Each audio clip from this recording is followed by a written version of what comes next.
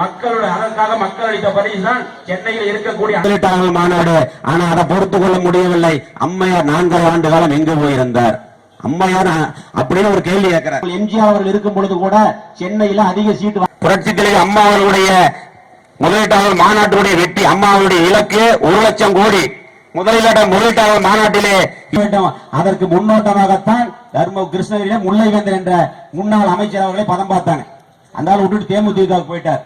பார்த்தாங்க எல்லா மூத்த அரசியல்வாதிகளும் போற நிலைமையாச்சு. அந்த தொழில்கள் எல்லாம் தமிழக மக்களுடைய இளைஞர்களுக்கு வேலை வாய்ப்பை வழங்கும் என்று அந்த மாநாட்டிற்கு நானும் போயிருந்தேன். புரட்சி தலைவர் அம்மா அவர்கள் இறுதி நாளிலே ஆற்றிய வீர உரையை எண்ணி அயல் நாட்டினர் கூட அதிசயத்த நிகழ்ச்சியை காண முடிந்தது அங்கு. ஆனா கருணாநிதி உலகத்தமிழ் மாநாடு நடத்திய புரட்சி தலைவி அம்மா அவர்கள் அதற்கு பதிலாக செம்மொழி மாநாடு என்று ஒரு மாநாட்டை நடத்தி தன் குடும்பத்திற்காக அரசுடைய வரிப்பணத்தை வீணடித்து அதிலே திமுகவிலிருந்து வெளியேறிய கதையெல்லாம் உங்களுக்கு தெரியும். அதையெல்லாம் பொதுக்கூட்டத்தில் பேச முடியாத கதை.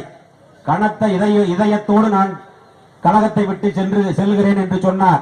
அதுக்கெல்லாம் காரணம் என்னன்னு உங்களுக்கு எல்லாம் தெரியும். அது சக்காலத்திய சண்டை. அதை பத்தி நம்ம பேசவே வேண்டாம்.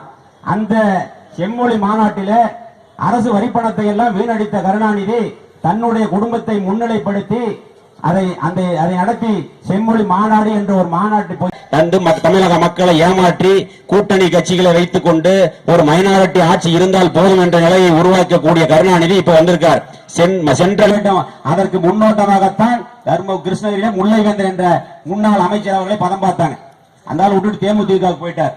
பார்த்தாங்க எல்லா மூத்த அரசியல்வாதிகளும் போராட்டத்திலே உட்கார வைக்கக்கூடிய ஒரே இயக்கம் அனைத்து இந்திய அண்ணா திராவிட முன்னேற்ற கழகம் என்பதை நீங்கள் எல்லாம் மறந்துவிடக் கூடாது. பெரியவர்களே, உழைப்புக்கு மரியாதை உண்டு. புரட்சி தலைவி அம்மா அவர்கள் இருக்கும் வரை இந்த இயக்கம் என்றென்றும் சிறந்து விளங்கும்.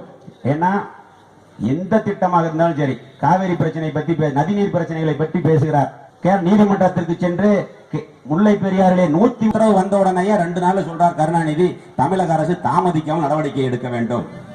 அம்மாவுக்கு இது தெரியாதா?